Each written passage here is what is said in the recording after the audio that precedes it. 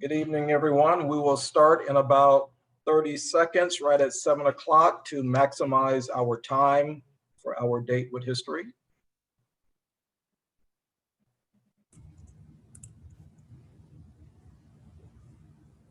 All right, Laura and Edda, hello, hello.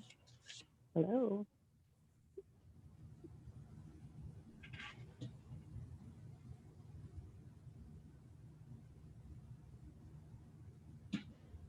Okay, good evening, everyone. I am Kowalski Salter, the Executive Director of the First Division Museum at Cantigny Park, a suburb of Chicago, Illinois. And welcome to our virtual Date with History. For those of you who have been with us for a while, you know we normally do these in person, but since the pandemic, with the outstanding help and support of my teammate there, Laura, we have migrated these Date with Histories online. And so they're going to take the same format. We're going to have a presentation, and at the very end, we will save about 15 minutes for Q&A. And my teammate will come back up and join me, Laura Sears, and she will get to as many questions as possible. And the way you submit your question is to use the question and answer button at the bottom of your computer. Don't use your hand raising function because we will miss your question. And knock on wood, in the past 6 months, we have had no serious technological difficulties. And so we don't intend to have those tonight, but Laura and myself have 1 or 2 backups up our sleeve, and we should be able to fix that. And we also want to welcome, let me make sure I don't miss anything. The last thing I want to say before I read and introduce you to our speaker tonight is we would like to welcome our Illinois teachers. And as I understand it, we have had several log in. I know the last program we did not, but you can get credit for logging in and attending these Date with Histories. And if you are not a part of the program, reach out to Laura and she will make sure that you become a part of these programs because they are truly educational and inspiring, and I'm enjoying them, and I hope you guys are as well. Okay, so now this is where I do go and read my notes because I want to make sure I hit everything. And of course, as Dr. Phils Black said, you know, we don't have to read it all, but I want to read this paragraph in its entirety to set the stage. So Dr. Edda Phils Black is an associate professor at Carnegie Mellon University in the Department of History. And she has written numerous scholarly studies on the transnational history of West African rice farmers, including Deep Roots, Rice Farmers in West Africa and the African Diaspora. And she also co-edited with 3 other scholars, Rice, Global Networks, and New Histories. And that particular book was awarded a Choice Outstanding Academic title in 2015, which is a big deal. Between 2012 and 2016, Dr. Phils Black served as a consultant at the Smithsonian National Museum of African American History and Culture for the permanent exhibition Rice Fields in the Low Country. Dr. Phils Black is also a consultant at the International African American Museum, which will open soon in Charleston, South Carolina. And she is also an advisor for the exhibition titled From Slavery to Freedom, which is a permanent exhibition at the Senator John Hines History Center. Dr. Phils Black's latest book, which is why we invited her here tonight, is Combee, Harriet Tubman, the Combahee River Raid, and the Civil War Transformation among the Gullah Geechee. And that will be published soon by Oxford University. And this particular book tells the story of Harriet Tubman's Civil War participation. It also shows the Civil War transformation among free Blacks in the Low Country, whose descendants are known today as Gullah Geechee. and it tells a host of other stories. And there's one or two other things, but I want to stop there because I want to give Edda some time. And, we met not too long ago and we had a discussion. And I told her about my experience telling the story of Harriet Tubman in a presentation about 12 years ago, and how after that presentation, I was, pulled aside and, why was he telling a story that wasn't really factual about the American Civil War and Harriet Tubman? And I say that to say this is why scholarship and historians such as Dr. Fields Black and historians that we have at the museum are very important, because what we are going to hear tonight is firsthand and first time stories about research that has not been done before from the archives, and it's going to go in more detail. And it is a book I wish I had 12 years ago, other than what I knew about reading in footnotes and in other documents when I was doing my own research. So, Edda, Dr. Fields Black, it's your show. And I do want to say, I know you said inviting people into your room, and I want to say for our audience, these virtual presentations, haven't done north of a dozen since the pandemic, are not easy.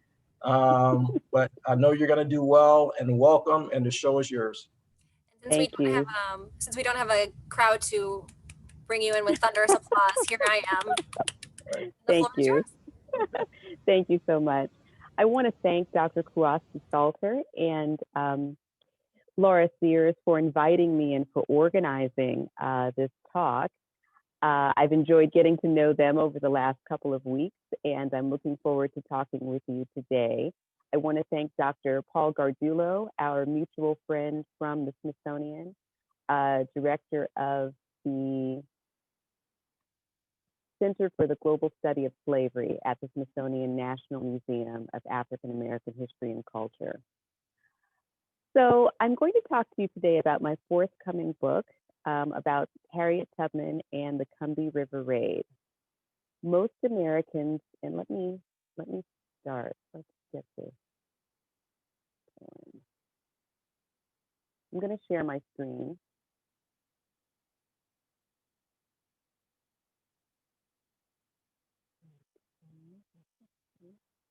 Okay, great, there we go. Most Americans who know and love Harriet Tubman know that she escaped enslavement, led herself and more than 60 people out of bondage via the Underground Railroad, gave instructions on getting to freedom to 50 or 60 more people, and became a suffragist. However, the many biographies, children's books, and even the 2019 biopic Harriet about Tubman are all virtually silent on a very important chapter of her life. During the U.S. Civil War, Harriet Tubman worked for the U.S. Department of the South as a nurse, cook, and a spy. Oh, okay. So according to her U.S. Civil War pension file, Tubman was a commander of men and participated in many military expeditions behind Confederate lines. This book is the first original research about Harriet Tubman in more than 15 years, and it is the first original research on Tubman's Civil War service. And it's possible primarily because of my systematic reading of probably about 175 now U.S. Civil War pension files, primarily from the regiments that were formed after the raid, but also increasingly thanks to the coronavirus, which has given me time and given me access to research assistance to begin analyzing pension files of the regiments that conducted the raid. And it reveals the identities. It reveals more than we've known about the identities of Tubman's spies, scouts, and pilots, and the men, women, children who were freed in the raid, as well as the men who fought in the raid. Occasionally, the veterans, widows, and their neighbors even told pension officers about the night when Colonel Montgomery and the, quote, Yankee gunboats, unquote, came up the river and, quote, took all the colored people off to freedom, unquote. So this is the first time we have heard the voices of the freedom seekers who escaped in the raid and heard them tell their own story in their own words. Early in the morning of June 2nd, 1863, Harriet Tubman and her ring of spies, scouts, and pilots, and Colonel Montgomery and 2 regiments of Black troops, the 2nd South Carolina Volunteers, which I will call SSCV, navigated 3 U.S. vessels up the Combahee River in Beaufort and Colleton counties, South Carolina. The Combahee River Raid was the first time in U.S. history that a woman, a Black woman, Harriet Tubman, led men in battle. It was also Tubman's most successful expedition. In 6 hours, Tubman, her ring of spies, scouts, and pilots, and the SSCV, all of whom had escaped bondage themselves, freed 756 Blacks still enslaved 6 months after the Emancipation Proclamation went into effect. More than 10 times as many slaves as Tubman liberated in the Underground Railroad, and they did not lose a single life.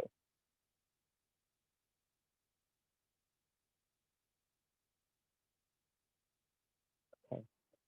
After a decade of risking her life to liberate herself and her people from enslavement in the Maryland Eastern Shore, and neglecting her own well-being to establish and sustain the refugee community in St. Catharines, Ontario, Tubman risked her life to free Blacks enslaved in the South Carolina and South Carolina Low Country. She was one of several abolitionists who left their families and homes in the North to travel to the prison house of bondage, as many abolitionists called it, in the cradle of the Confederacy, to help formerly enslaved Blacks who became refugees after the Battle of Port Royal. Tubman was one of only 2 Black volunteers and the only volunteer who had been enslaved. Though Tubman began her journey to Beaufort as a volunteer, she eventually took up the mantle as she would as the liberator, risking it all to liberate Blacks enslaved on 9 rice plantations in the South Carolina and Georgia Low Country. But Tubman was very clear that these Low Country Creoles, as I call them, were not her quote unquote people. A few years after the end of the Civil War, she said to her biographer, Sarah Bradford, about the free people she encountered in coastal South Carolina, and I quote, "Why, their language down there in the far South is just as different from ours in Maryland as you think," unquote.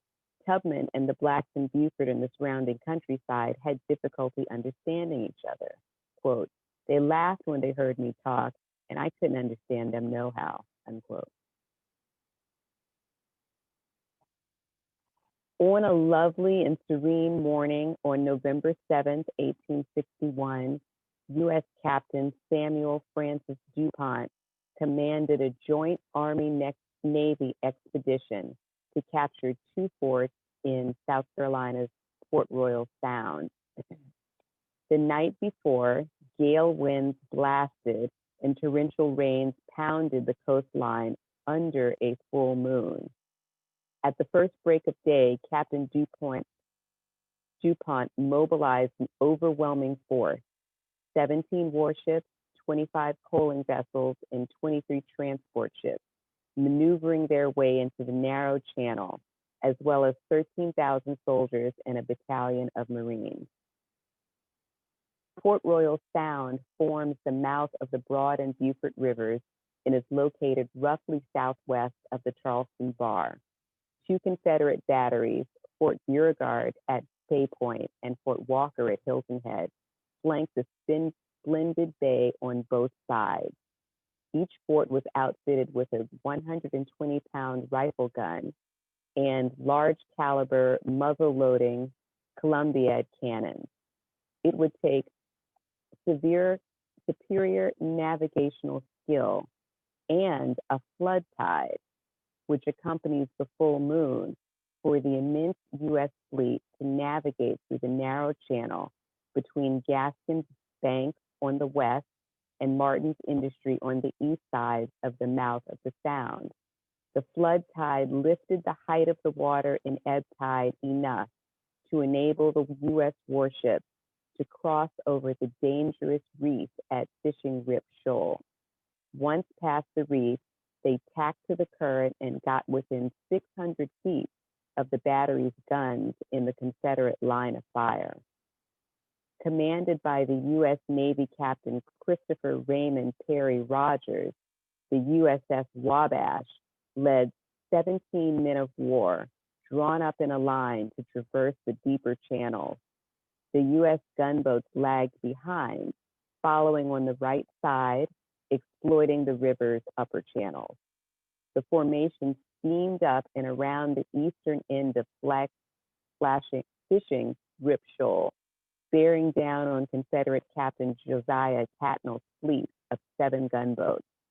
The Wabash guided the fleet mid-channel, equidistant between Forts Beauregard and Walker, firing broadside cannons at Confederate Bay Point Battery as they opened the mouth of Port Royal Sound.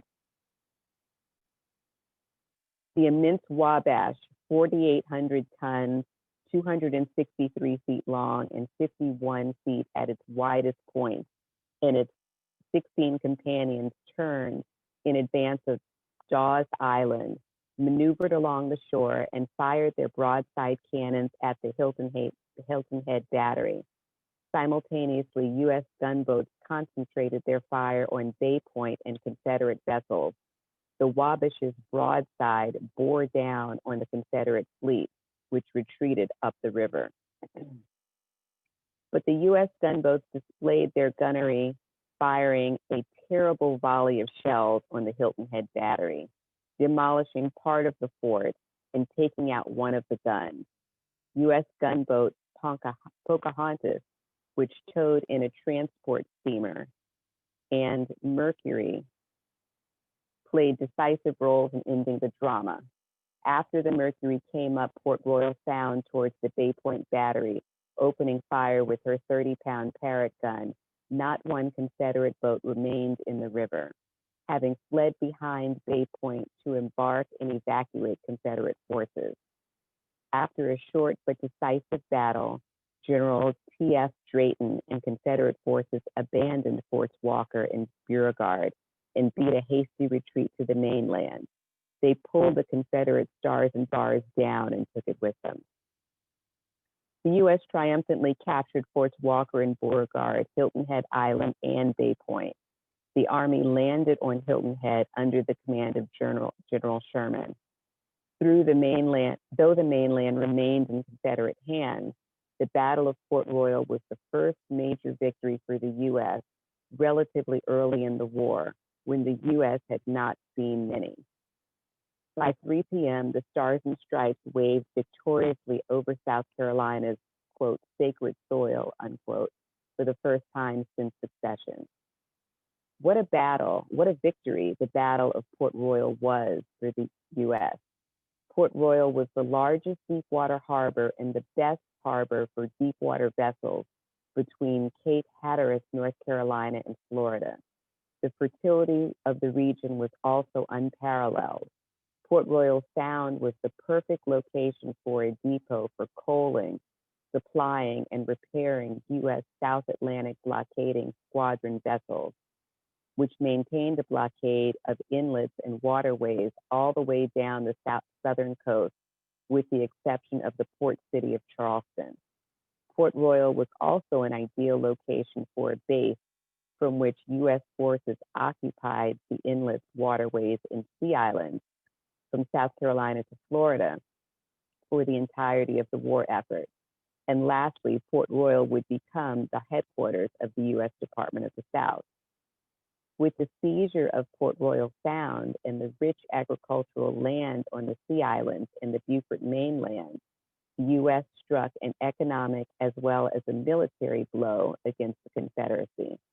And the U.S. Army capitalized on the military triumph by occupying Bay Point immediately and a number of the Sea Islands by December of 1861. Even today, the Battle of Port Royal is remembered as gun shoot at Bay Point among the Gullah Geechee, the descendants of Blacks enslaved on low country rice, Sea Island cotton, and indigo plantations from the Cape Fear River in North Carolina to the St. Johns River in Florida, and in the port cities of Charleston, Beaufort, Savannah, and Jacksonville. And these are the people whom I call Low Country Creoles. The Gullah Geechee has passed down stories of how in the days before and immediately after the U.S. victory at Port Royal, white plantation owners, slaveholders, and overseers fled Beaufort and the Sea Islands with little more than the shirts on their backs. The stories describe the slaveholding families leaving the silver on the table and their dinner untasted. They packed a few clothes for their children and left and did not come back. They abandoned their crops, fields billowing with Sea Island cotton ready to be picked as if painted white. They abandoned their clothing and beautiful ornate household furnishings. The Gullah Geechee remember most vividly that the planters had no choice but to abandon their most valuable property, their Low Country Creole ancestors, whom the enslavers held in bondage. When U.S. forces arrived, much of Beaufort County's enslaved population of 32,500 people had been abandoned by fleeing Panthers and left on the plantation. By the end of 1861, in the aftermath of the Battle of Port Royal, Northern teachers like Laura Town, Charlotte Fortin, and Elizabeth Hyde Botum traveled to the Port Royal area. They opened stores to clothe the freedmen and schools to teach children and adults how to read and write.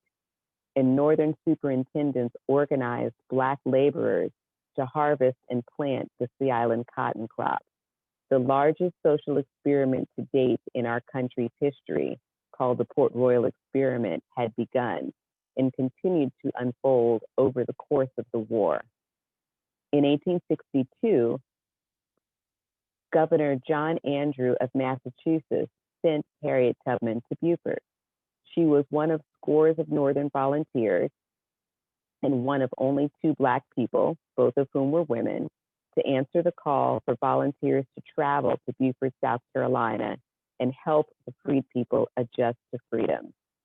The second Black woman was Charlotte Fortin, a free Black woman from a wealthy family in Philadelphia. The Fortin family had been free since the American Revolution, and Charlotte taught white children in Salem, Massachusetts, before coming to Beaufort. She was well-bred, well-read, classically trained, and very different from Harriet Tubman. But Tubman was able to gain the confidence of refugees in Beaufort by greeting all of the freedom seekers who arrived in town from surrounding rural plantations, offering the refugees cheery words and singing them songs and sacred hymns. Tubman erased all material differences between herself and the refugees by refusing to accept rations which the refugees could not get. Instead, Tubman conducted her own independent economy by brewing beer and baking gingerbread in the evenings after work. And she financed this with her own money and then employed refugees to sell them for her. Lastly, she endeared herself to the refugees by nursing the sick in the hospitals, where she cured an outbreak of dysentery using herbal medicine, and used her only earnings during the war to establish a wash house to help refugee women earn independent incomes, washing soldiers' clothes for hire. All these activities made Tubman a vitally important member of the Beaufort refugee community, who was in a unique position to gather sensitive information from the refugees for the U.S. Army generals and bring the needs of refugees to the attention of these powerful men. In addition, we know that Tubman attended a nighttime funeral on a Hilton Head plantation. She described it in vivid detail to her biographer. The funeral took place at midnight. The corpse was laid out on the ground surrounded by mourners, and the whole scene was lit by torchlight. She recounted the words preached by the old Black preacher, and she recounted a sermon that was peppered with Gullah words, including Buckra, which denotes white folks. Even though Tubman told her biographer that she could not understand the way Blacks in Beaufort spoke, and they were not her people, but she recreated their Creole dialect from memory years after the Civil War. And she was known to be a very entertaining storyteller who used voices and dances and songs and movements to reenact the characters in her stories. Lastly, Tubman described the congregation at the funeral doing a spiritual shuffle, in quotes, better known as a ring shout, a well-documented Gullah Geechee religious ceremony. Shouters begin first walking and by shuffling around one after another in a ring. In the slow circular shuffling motions, the foot is barely taken off of the floor. The tempo of the music and movements gets faster and more furious, and rhythmic foot stamping, shuffling, and hand clapping produce vibrations in wooden praise houses, which reverberated like drums. Charlotte Fortin, the only other Black volunteer who came to Beaufort from the north after the Battle of Port Royal, and other Northern volunteers were invited to attend ring shouts.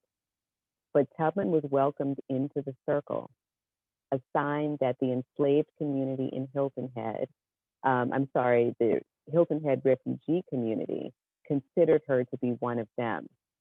So we have evidence that Tubman visited Low Country plantations, and she likely gathered intelligence by joining into camp meetings, praise meetings, funeral ceremonies, singing, praying, and dancing with free people in Beaufort and in Port Royal, Hilton Head, and St. Helena's Island, and embedding herself into these free communities.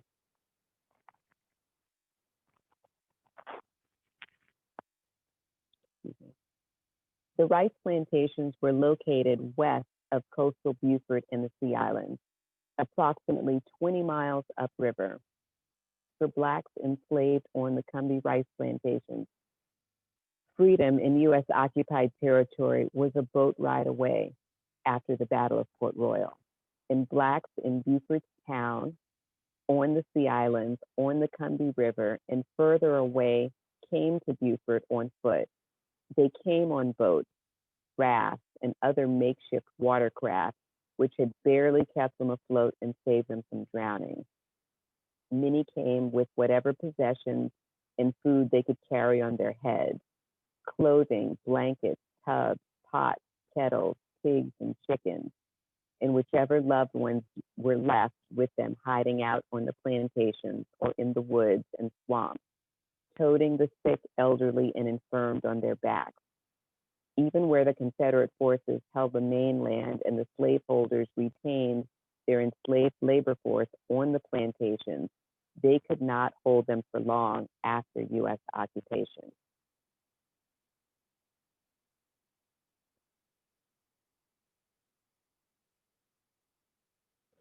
There were a ready pool of men in Beaufort on many plantations throughout the Low Country, who knew and could navigate the region's winding waterways. They knew the cuts enslaved men had made through the river's bends, which facilitated the efficient transportation of rice, the island cotton, and people almost in a straight line. Robert Smalls was an enslaved pilot who was hired out in Beaufort.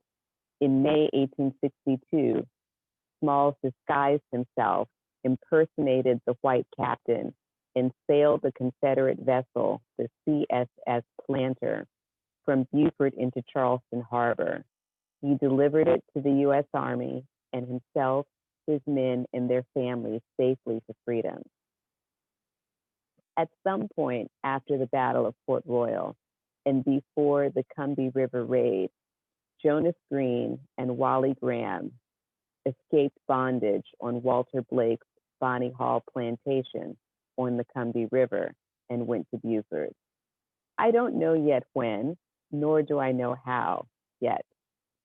Wally Graham testified that William C. Hayward, who owned Cypress Plantation on the Combee River, was an, quote, old bachelor, unquote, who used to have a colored woman.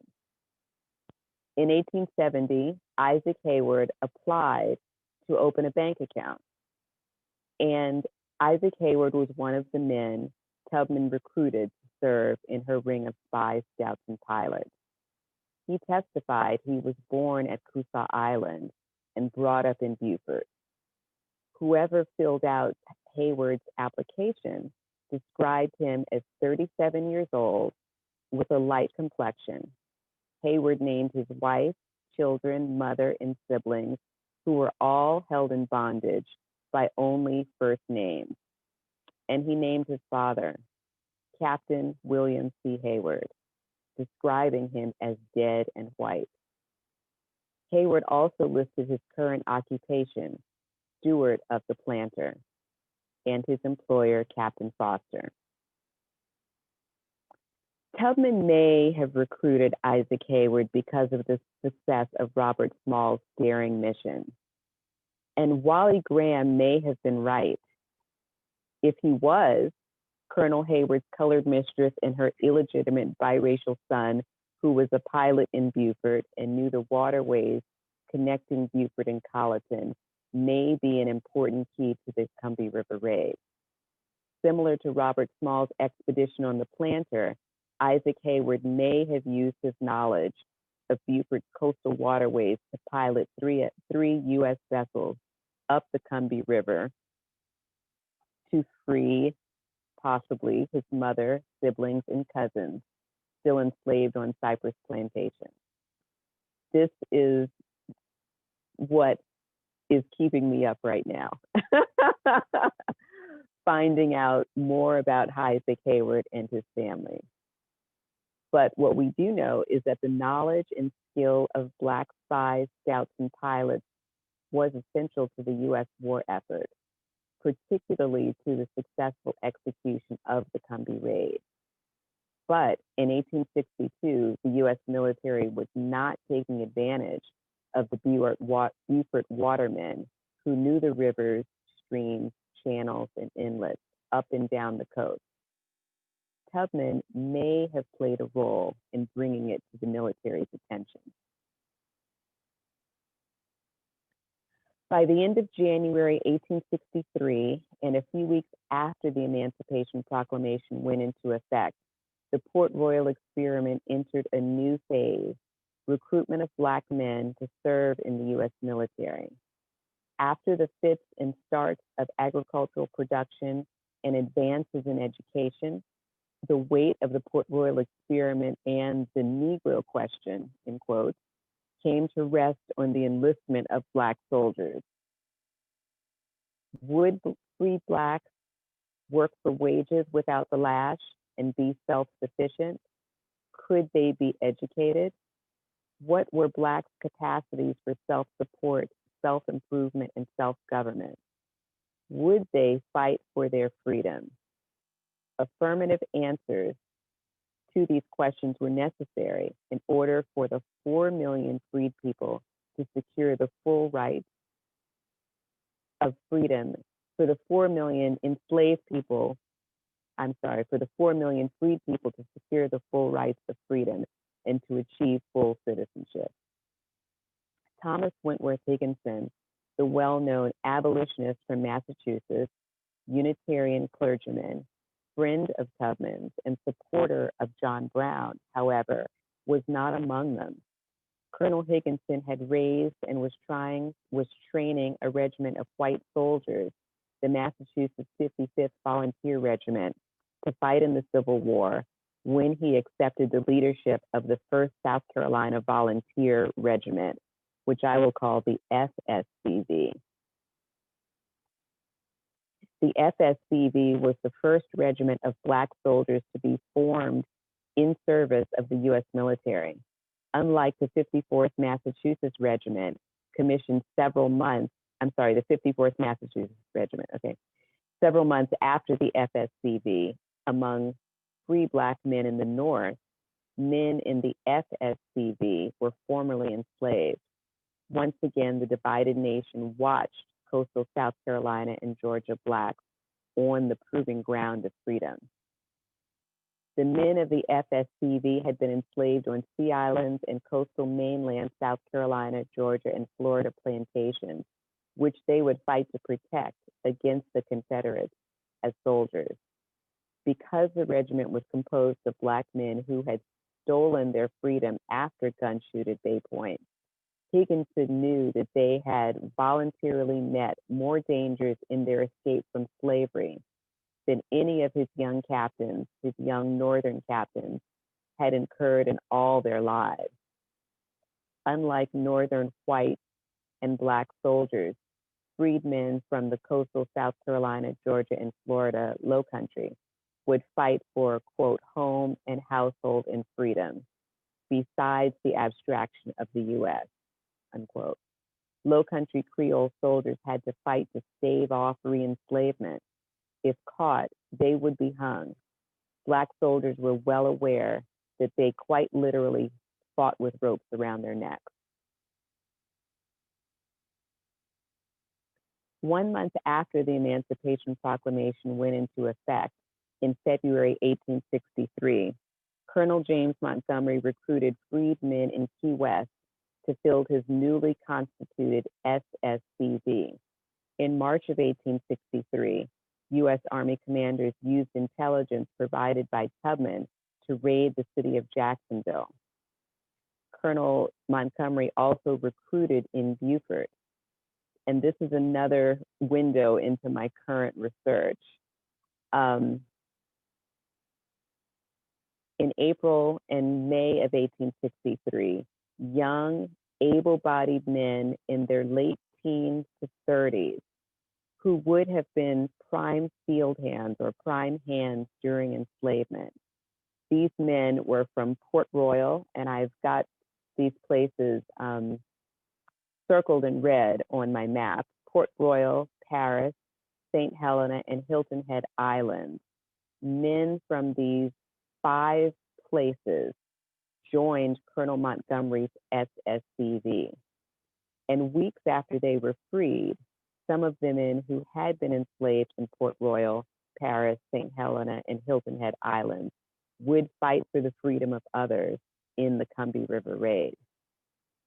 With U.S. occupation a few miles away, rumors circulated among rice planters on the Combahee River about what was the U.S.'s next step.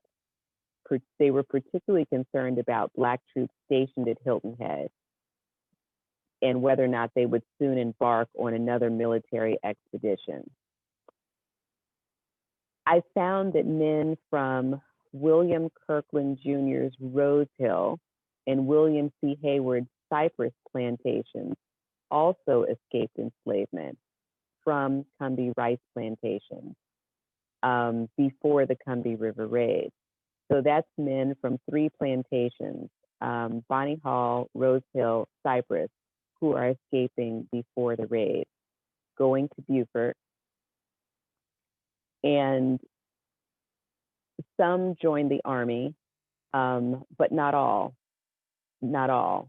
Anyway, their presence in Beaufort could have provided intelligence to Tubman and or U.S. Army commanders like Colonel Montgomery about where they could find large numbers of men to fill Montgomery's regiment who would fight for freedom. Colonel Montgomery and Company C of the 3rd Rhode Island Heavy Infantry arrived in Beaufort at St. Helena Sound, the mouth of the Combee River. And the Combee River is on this map in purple. with an arrow. So going upriver is where the raid took place. But this is the Combee River, and you can see its proximity to Port Royal and Hilton Head, where U.S. occupation was taking place. Late on Monday night, under the glow of another full moon, with the amplified ebb of the flood tide, U.S. gunboat, the John Adams, the Harriet A. Weed, a paddle steamer, and the Sentinel proceeded up the river. Troops disembarked the Sentinel after it ran aground on a sandbar and could not be dislodged. They were put onto the Harriet Weed.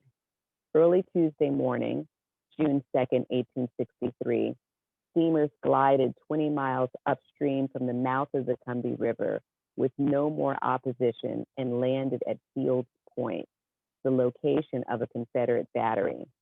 The Harriet A. Weed's cannon fire scattered what was left of Confederate artillery. Colonel Montgomery and his men closed off the 3 roads leading from the Combee to Ashepoo River. Captain T.N. Thompson covered the road to Fields Point, where Confederate forces had built up and deserted the earthworks. He and his men repelled Confederate fire. With the John Adams firepower, Captain Carver covered a second round leading from Tar Bluff to the Ashepoo River. Captain Hoyt led his troops down a 3rd road to Combee Ferry and Pontoon Bridge. The Union deceived Confederate forces into thinking U.S. forces were much larger than reality. The Confederates subsequently retreated back to the Ashepoo and confined themselves to the task of notifying planters and enslaved drivers of the approach of the Black troops. Afterwards, the 3 U.S. vessels had a clear passage up the Combee River to the rice plantations with practically no Confederate resistance. At 5 a.m. on the morning of the raid, planter Joshua Nichols' enslaved driver barged into his bedroom to deliver news Nichols was not prepared to hear. 2 U.S. steamers had come up the Combee River, approaching his boat landing on Longbrow Plantation. He thought he saw men in dark uniform aboard and women sitting atop the upper deck. Nichols thought the paddle steamer was on a pleasure excursion. In reality, it was Colonel Montgomery's SSCV, Tubman, and her ring of spies, scouts, and pilots.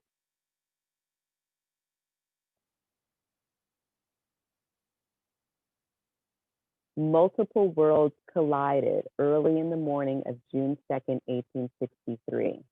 While Joshua Nichols still lay sleeping in bed, most of the field hands on his plantation were already in the rice fields, beginning their daily task. Early June was the time to hoe rice on Combee rice plantations.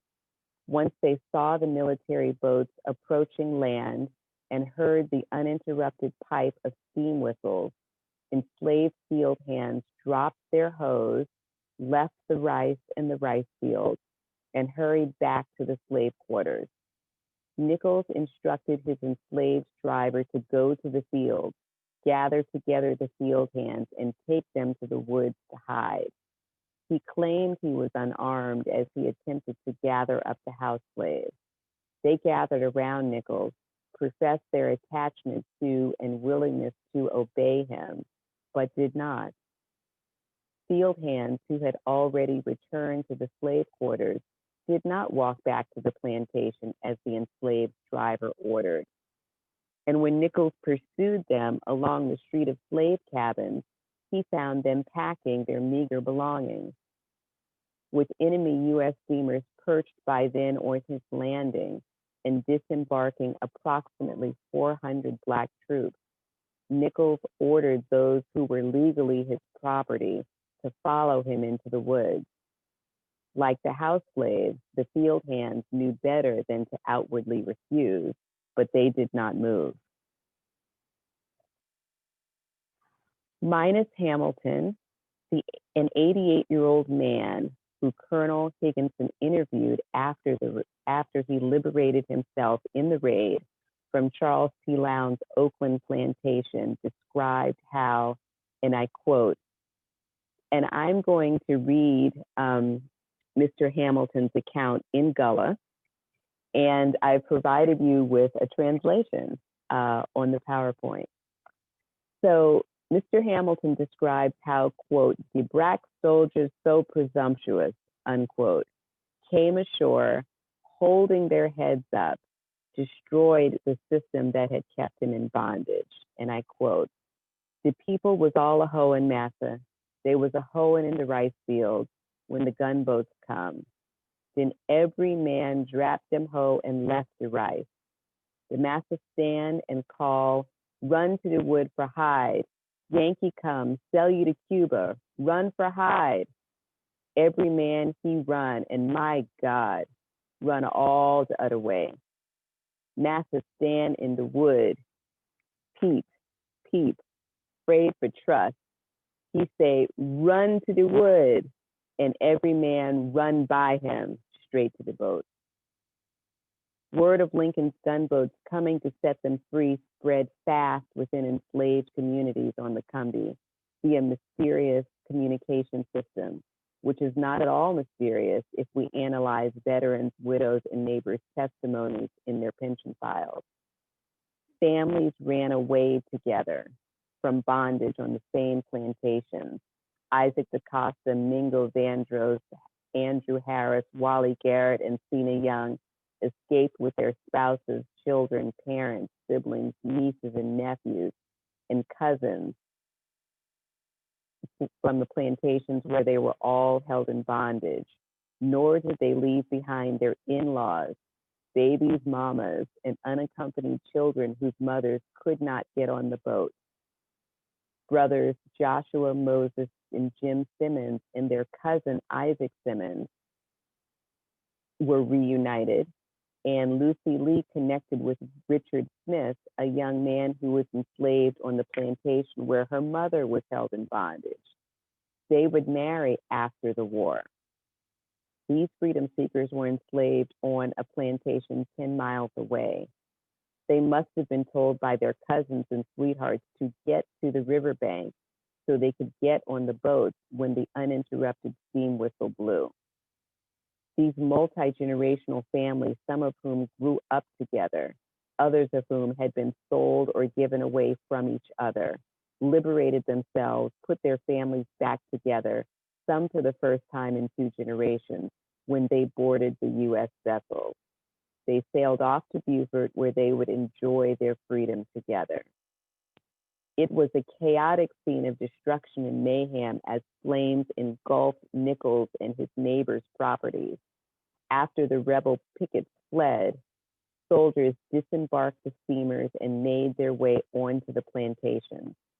Nichols witnessed freedom seekers carrying bags of rice from his barn on their heads and running toward the steamboats. Black soldiers burned Nichols' entire plantation enterprise to the ground. He was most disheartened by the loss of his prized library of more than 3,500 rare volumes, which took more than 20 years to amass and was valued at $10,000. In an affidavit to the state auditor, William C. Hayward claimed $53,000 in property damage, not including his enslaved labor force. William L. Kirkland Jr., Joshua Nichols, and Charles C. Lowndes also filed claims for compensation from the Confederate government under the Sequestration Act of 1861 for compensation for their lost property. And Joshua Nichols was a double dipper. He applied for compensation from both the Confederate and U.S. government. Within 6 hours, Colonel Montgomery and his troops pillaged and set fire to a total of 34 Confederate-owned plantations along the Combahee River and did an equivalent in 2017 of $6 million damage. And this is all in 6 hours. Charles P. Lowndes' Oakland plantation, from which 88-year-old Minus Hamilton escaped, was the only planter's home spared. Hamilton reveled in seeing the fruits of his labor, which had been stolen from him and all the enslaved labor force, set ablaze by, and I'm going to quote him again, the black soldiers so presumptuous, unquote. First thing I know, there was a barn, 10,000 bushel rough rice, all in a blaze, then massive great house, all crackling up the roof, unquote. Unrepentant about the soldiers' actions, the elder proclaimed he, quote, didn't care for see 'em blaze. Lord, Master didn't care nothing at all, unquote. He did not look back for long at his former slaveholders' property going up in smoke. Quote, I was going to the boat, unquote. Returning from Beaufort, soldiers on the John Adams cut and set ablaze the pontoon bridge at Combahee River. Skirmishes at Fields Point were quickly extinguished by U.S. gunboats. To her biographer, Harriet Tubman remembered she had, quote, never seen such a sight, unquote, as early on the morning of June 2nd, 1863. Hundreds, if not thousands of Black people ran for their lives and their freedom when they heard the uninterrupted pipe of the steam whistles as the U.S. Army boats came up the Combee River. At first, the enslaved people peered out, quote, like startled deer, unquote, from their hiding places in the rice fields and slave cabins. At the sight of the U.S. gunboats, they rushed to the boats with their children and meager belongings. Freedom seekers came loaded down with bags on their shoulders, baskets on their heads, young children struggling to keep up, pigs squealing, chickens squawking, and children crying. It really must have been a chaotic scene. One mother carried a pail of rice on her head. The pail still smoked as if she had just taken it off the fire before she fled. One child trailed behind her. Another child sat on her shoulders, holding on to her forehead from behind, digging its hand in the smoking rice pot and eating breakfast in flight with all of its might. 2 or 3 more children hung on to her dress. Down her back, she carried a bag with a pig in it. Another woman brought 2 pigs, one black and one white. Tubman carried both pigs on board so the poor sick woman to whom the pigs belonged could carry her child. Hold on. Okay, I want to stay there. Tubman remembered the freedom seekers named the white pig Beauregard and the black pig Jeff Davis. Some women fled with twins hanging around their necks. Tubman thought she had never seen so many sets of twins in her life. They all came rushing to the U.S. boats as enslaved drivers followed the freedom seekers, lashing at them with whips in vain to get them to go back to the slave quarters or back to work in the rice fields. Tubman must also have snaked her way through the mud and tall grasses from the boats out to the Combee rice plantations. When the white commanders gave the orders for the black soldiers, spies, scouts, pilots, and Tubman to double quick back to the boats, she started to run and tripped on her long dress. She fell and tore her garments almost completely off. She got back to the boat wearing little more than shreds. Ending the stampede to liberation, hundreds of freedom seekers stood on the riverbanks, waiting impatiently to board the boats, which filled up quickly.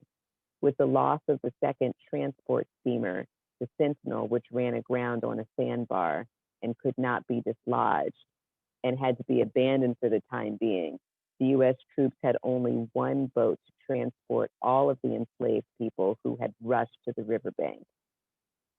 Something had to be done instantaneously, something to calm the desperate masses. Colonel Montgomery implored Tubman, Moses, come here and speak a word of consolation to your people. In that moment, Tubman thought, but did not say, and she told this to her biographer many years later, that the Combee freedom seekers weren't any more her people than they were his. Quote, only they was all Negroes. only we was all Negroes, unquote. She didn't know any more about them than he did. A few years after the Civil War, Tubman told her biographer, Sarah Bradford, about freed people she encountered in coastal South Carolina. And I quote, "Why their language down there in the far South is just as different from ours in Maryland as you can think," unquote. Tubman and the blacks in Beaufort and the surrounding countryside had difficulty understanding each other. Quote, "They laughed when they heard me talk, and I couldn't understand them no how," unquote. And yet she sang, "Of the whole creation in the East and the West, the glorious Yankee nation is the greatest and the best. Come along, don't be alarmed. Uncle Sam is rich enough to give you all a farm." Tubman's lyrical intervention worked its magic. At the end of her voice, the freedom seekers threw up their hands and shouted glory, letting go long enough, just long enough, for the rowboats to push off safely to freedom. Inevitably, many people were left behind. John A. Savage, Sarah Osborne, Phoebe Grant, and Elsie Jones testified that they, in fact, were left behind. Decades after the Combee River Raid, men and women who were freed in the raid testified about the details of the raid in applications for military pensions. Witnesses testified about the night when Colonel Montgomery and the Yankee gunboats came up the river and took all the colored people off to freedom. But it took the freedom seekers to the 20th century to reveal what they knew to be the goal of the raid, that the U.S. gunboat came right up to Cypress Plantation Landing on the Combee River. They all, then 100 of Colonel William C. Hayward's slaves, went on board and were carried to Beaufort. Of all Tubman's spies, scouts, and pilots, Isaac Hayward may have guided the U.S. government gunboat up the Combee River and directly to Cypress Plantation. The boys who were too young to enlist in the Army were also left behind in Beaufort. Monday Lighthouse testified he was very small when the raid occurred, but he could remember when the soldiers were here. And in a handwritten letter, P. Barnwell testified in 1926 that his brother-in-law always spoke about Colonel Montgomery's regiment and Jacksonville, Florida, where he thought the regiment was discharged. He and his comrades, Cuffy Bowles and Friday Barrington, had been enslaved on William C. Hayward's Cypress Plantation. They were carried off to Beaufort in the war by the Yankees. There, William Middleton enlisted in the Army and married P. Barnwell's sister, Relia. The younger men looked up to their older brothers, cousins, and neighbors, but were too young to enlist in the Army with them. Over the years, they listened to and held dear the older men's stories. They were the ones who kept the memory alive of what happened early in the morning on June 2nd, 1863, and they kept it alive into the second quarter of the 20th century. A tremendous reception of well-wishers looked on as the strange spectacle of several hundred Blacks who arrived directly from the rice fields and still dressed in their field suits of dirty gray, paraded down Bay Street in downtown Beaufort. Low Country Creoles who were freed before and by the Emancipation Proclamation, and some who had stolen their own freedom since, gazed on. Afterwards, Blacks who were freed in the Combahee River Raid were taken to a church in downtown Beaufort, where a woman, Harriet Tubman, gave the new recruits a rousing lecture. Maybe Tubman told them that they would have to defend their freedom. Maybe she told them it was now their responsibility to fight for the freedom of others, despite the risk. In their pension files, veterans and widows were unanimous in their understanding of what would happen when they got on the gunboats and went to Beaufort. The men were going to war. Moses may have introduced the idea. Though Tubman claimed in her own pension file to have recruited hundreds of men to join the U.S. military and sought compensation for her services, Mingo Vandross, Joshua and Moses Simmons, and Isaac DaCosta all testified Colonel Montgomery recruited and enlisted them and swore them into the U.S. Army. The men freed in the raid aged 16 to 60, and one man who claimed to be 70 enlisted in the Army and served this country. Moses Simmons testified he enlisted the very same day of the raid. He remembered he was stripped and examined at a church, exchanged his dirty gray field clothes for a soldier's uniform at Pigeon Point in Beaufort County, and was given a weapon at Morris Island. Tubman's spies, scouts, and pilots and 2 regiments of Black soldiers who had taken the enslaved people out of the rice fields, taken the hoes out of the men's hands, and replaced them with muskets. Like Tubman, the soldiers who liberated them, the men freed in the Combee Raid would fight with ropes around their necks. If caught, they would be re-enslaved or hung. Yet they fought valiantly in Brunswick, in Darien, Georgia, along the Edda River in coastal South Carolina, and at Olusi, Florida. Thank you.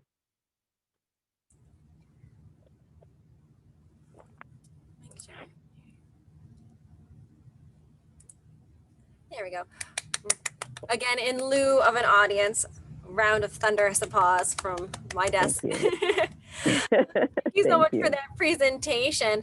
Let's go ahead and jump on into questions. Just as a reminder, I will be honoring our end time this evening of a hard end at 8:15 p.m. So I apologize if I do not get to everybody's questions. But if you do have a question for our speaker, please use the Q&A button at the bottom of your screen and type in your questions there. We will not be using the hand raise feature tonight. And so let's get started. First of all, Ed, I just want to thank you again. And a lot of our guests want to thank you for your presentation. They were so excited to learn more about this. One of our guests is actually signing in and watching us just 25 miles south of Combee River in Beaufort, South Carolina. And so that brings me to my first question is, have you been to that region yet? Oh, yeah. I would be there right now if it were not for the coronavirus. Right. I've spent quite a bit of time in South Carolina over the past several years. And I actually had an opportunity in December of last year to visit the Combahee River area, and to actually get on the river, and see where the raid took place. So I do spend quite a bit of time down there. I actually have family there. My dad's family is from Beaufort and Colleton. And, I'm a rice specialist. So I have to spend a lot of time in South Carolina. And I have colleagues, groups of colleagues that I collaborate with who are down there, who I have to visit periodically so we can go tramp around in the rice fields. So is there anything for us to see there? For example, if I'm going to go to South Carolina and go look for some history, are there any memorial markers or anything that we can go and see that kind of commemorates this raid? Unfortunately, there's not a lot at the moment. What I could point you to are the Harriet Tubman Bridge, which is on Highway 17 near the border between Beaufort and Colleton counties. It goes right over Combee Ferry. There's also at Tabernacle Baptist Church in Beaufort, in downtown Beaufort, is building both the Harriet Tubman and Robert Small's monuments. Oh.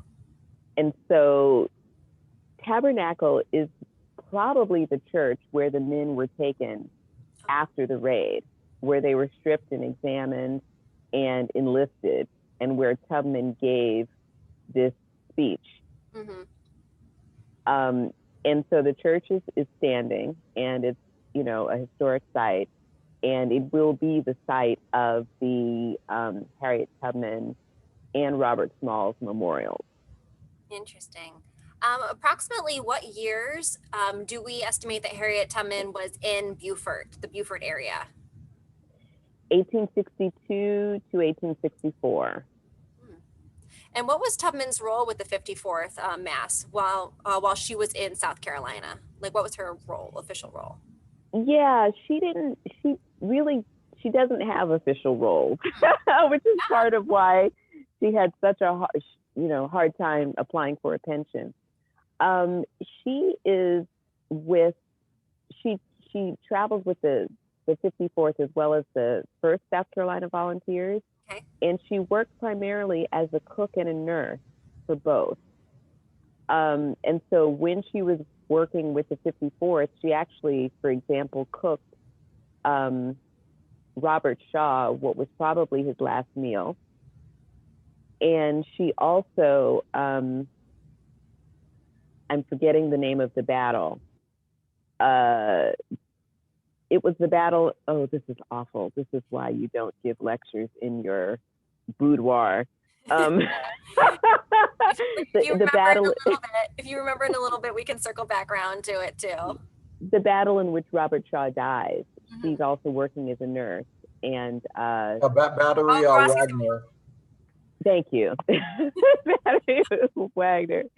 And she's treating the fallen men who, that was a terrible battle and there were so many losses, and she was helping to treat the men and comfort them, during the aftermath of that battle. So I'm going to, I have two guests who are asking a question, but I'm going to put them together for you. So one of our guests wants to know what inspired this intriguing research. And then the other question I'm going to follow that up with is, what is the most random and unexpected place you have found information during this research process? Okay, what inspired the research? Well, it started out as a bit of pragmatism. Mm-hmm. I was working on what I call my passion project.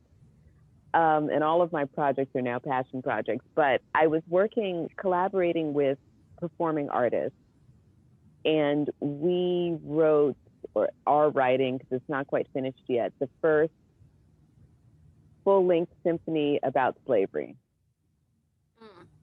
There, I said it. And I was also working at the time on a history of the Gullah Geechee, and sort of from West African origins to yesterday. And I had these two really big projects, and I was in the middle, and it got to be too much, and I had to find a point of intersection. Okay. And the Combee Raid was a point of intersection, but I thought, I think everybody assumes that it's been done, and it hasn't. And this might be, I guess this is also an answer to the second question. So what I did was I started reading pension files. Yeah, and that's actually leading us to a question. Go ahead. And wondering, I was trying to find out what I could say that was new. Mm-hmm. Even though this hasn't been written about, but in terms of Tubman's life, it's like there's been so much that's been written about her. What could I bring that was new? And I started rooting around in the pension files, and that's the place. I think in the day that I actually found soldiers, widows, neighbors testifying about the raid, I was totally convinced that I had something new to say, that I could figure out who were the 756 people who escaped. Oh, yeah. Right? And what were their lives like on the rice plantations before the raid and then after the raid, because many of them go back to the plantations after freedom. Thank you. Did any of the boats ever come back to get more freedom seekers that had been left behind? This guest's paternal family is from South Carolina, so they thank you so much for this information, as it hits very close to home for them. I will say, and I left this out, I left a lot of things out. We'll have to read the book. You have to get the book. Yeah, I have to write it first. I have to finish writing it. But my dad's family was a mile away. Wow. They were enslaved a mile away, and I cannot figure out, and maybe this is also part of what drew me to this story, because Daddy's family is from so close, and yet they're not engaged. That's not true, but they're not. That's my grandmother's family was enslaved right there, but they are not freed. They're literally a mile away. But you have people who are on this plantation 10 miles away, and they get on the boat. I have to figure that out. Yeah. I cannot. I have my theories. Okay. Clearly, and the theory is that they were related, right? Yes. They were related. They were cousins. Or you had this young woman who had her eye on this young man on this other plantation where her mother, so she and her mother have been separated, right? And she's visiting her mother, and she sees this guy, and she tells him to get on the boat so they can be together. Yeah. And so I guess we didn't have a connection. That's number one. The other possibility is that there's one family, the Hayward family, that owns plantations that sort of surround the plantations that were raided. And there are different branches of the Hayward family. This is another branch. And none of their slaves are freed. And I know that some of the Haywards evacuated some of their enslaved people. I don't know if they evacuated all of them. And my grandmother's family was enslaved on like 8 or 9 Hayward plantations. They may have been evacuated. So interesting. They may have been evacuated. And then I have the other side, my grandfather's family, where one of actually he's my third great grandfather, fought in the raid. And then he deserted. Okay. we have so many questions coming in. I have a couple of guests who are just remembering that Harriet Tubman was such a hero, a Union hero, and deserving to be recognized. And so they want to inquire with you of like, did she prevail in receiving her pension? And do you think we'll ever kind of look at Harriet Tubman and see her in the honor as her service to this country and with the Union and the Army of the South? Yeah, little known fact about Harriet Tubman. She remarried. Oh. And she remarried a young man. Okay. He was about 20 years younger than she was. Okay. And he was a veteran. Oh. So she gets a pension as a widow. She never gets a pension for her own service. And she, you know, not only does she apply, but she has senators from the state of New York who are writing bills in Congress for her to get a pension or for her to get an increase. She eventually gets an increase for her work as a nurse. She was never paid for her work as a spy and a scout. Wow. And she was never paid because she should have gotten, I forget what you call it again. She should have been compensated for the men she recruited. Mm-hmm. And she argued that she recruited hundreds of men. She never gets paid for it. Wow. Well, hopefully with research like we're doing right now and the new book coming out, we'll be able to shed more light on this and share this story with more people. Yeah. And go ahead, sorry. The last part of that question, will she be honored for her service? I hope so. Yeah. You know, I hope so. I don't know how, I don't know when. I mean, there are a number of Harriet Tubman monuments. And I think the one in Beaufort is really focused on her time there during the Civil War and her service. But I think on a national level, it's a question that needs to be answered. Yeah. We have one guest who has spent a great deal of time exploring the marshes of Dorchester County and where Harriet Tubman was formerly enslaved. And the landscape is very similar to the South Carolina Low Country. Do you believe that some of her success in the Low Country could have maybe been a part of her familiarity with the tides and the marshes and the flora and all the similar landscape? Yeah, you know, I spent the summer thinking very deeply about this as I wrote the first part of the book, because I'm all about trying to put my readers in the landscape, and also just trying to think about how the landscapes are similar and how they're different. Yeah. And I do think that there are both similarities and differences. But I also think that, you know, Tubman, I think it's not only the landscape itself, but I think it's the ability to read the landscape that she possessed. So not only is it a familiarity with the landscape that had similarities, but it's a skill to be able to read the landscape that not everybody has, that I think was a very important survival skill of hers. But I do think certain things, certain trees that you find in the Maryland Eastern Shore on the Chesapeake, that you find not so much in the rice fields, not in the swamps, but in the marshes, you know, on higher ground, there are similarities in terms of the flora and the fauna that I think she brought with her and worked to her advantage. I do want to honor our end time, so I know we're getting really close. So if I can ask you one more really quick question, and it's a two-sided question. I apologize to anybody whose question I did not get to this evening. I apologize.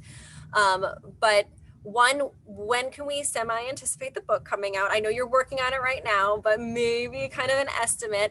And a question that we actually talked about before, Edda, which is, did the 2019 film Harriet accurately depict the Combahee River Raid? Oh my gosh, that's one of my favorite questions. No, I did not. So you're gonna have to read the book. Okay, so the last scene in Harriet attempted to depict the raid, and it's totally wrong, because number one, Harriet Tubman's not dressed in a Union uniform, right? She's not in uniform. And this is, I think this is it's a long story as to where this comes from, but I disagree with it. I disagree that she is the commander of the troops.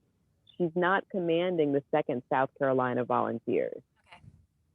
She's the commander, and she says it in her pension file, of this ring of spies, scouts, and pilots. That's that ring of 8 or 9 men. She says, I was the commander of 8 or 9 men. That's the spies, scouts, and pilots. So the last scene in the movie has her out front dressed in this uniform dress, hat, leading the troops. That's not how it is at all. The other thing that, to me, as a rice specialist, and I'm grappling with this in the book, is the fact that there are no white people. Hello? There's no white men following with swords and guns and stuff. Even the Confederate forces had been moved out a couple of weeks before. It's like they changed regiments. The regiment that was there that kind of knew the landscape had been switched out to a relatively new one. They are caught totally asleep at the switch. So they decide, because they think the US forces are much larger than they were, they decide, instead of fighting the US, to go warn the people at the plantations. But it's June. So the only planter on the river is Joshua Nichols. He's the only one there. This is the sickly season. This is the season of malaria. High death rates. All of the other planters who could afford to, and they all could except him, They have multiple houses, they have multiple plantations, they have multiple properties. They're off in their summer homes, right? Yeah. There's not even overseers are there. The plantations are being run by enslaved men who are called drivers. So there's no white people, running after them, shooting at them as they're going to the river. I have to go watch that scene again now. And again, I apologize to any guests whose questions we didn't get this night. If you really do have a question you are just itching to ask Dr. Fields Black, please send me an email, and I'm sure I'm happy to get in touch with her, and hopefully we'll be able to answer that question for you. But I am going to pass it back over to our director, Kowalski Salter, to help us wrap up this evening. Well, I just want to say thank you, Dr. Fields Black, for that presentation. And did you give the date of the book coming out? I did not. That was my big question. My editor has told me to say 2 years. 2 years, okay. 2022, Yeah, we will be looking forward. Yeah, and hopefully we'll be able to have you back and maybe do a book signing at the museum, and we'll all be able to be together. Wouldn't that be wonderful? Absolutely. Okay, well, thank you. And thank you everyone for joining us, and we'll see you next time around. Perfect. I just want to make one more quick announcement that we too have 2 special events coming up in November. Of course, November 11th, everybody knows it is Veterans Day. So we have a lot of virtual offerings for Veterans Day this year. Please visit fdmuseum.org. Scroll there, it'll say Veterans Day 2020. Click on there to learn all about that, including another Zoom presentation that evening called They Served, where we'll be meeting with Major Casey Wolf, veteran of the 1st Infantry Division, still active, as well as Vietnam 1ID veteran Tom Brown. And then the week after that, November 19th, is our next Date with History, where we are going to be meeting with the United States Marine Corps Artist in Residence. Yes, they have an artist in residence. So we'll be meeting with combat artist Christopher Battles and exploring some of the artwork that is located at the National Museum of the Marine Corps. All right, everybody. Thank you for joining us. Have a wonderful rest of your evening, a wonderful weekend. Thank you again, Dr. Edda Fields Black, for joining us and sharing your knowledge. We are very much looking forward to the book, and have a lovely evening, everybody. Okay, bye-bye. Bye. Bye-bye. Night.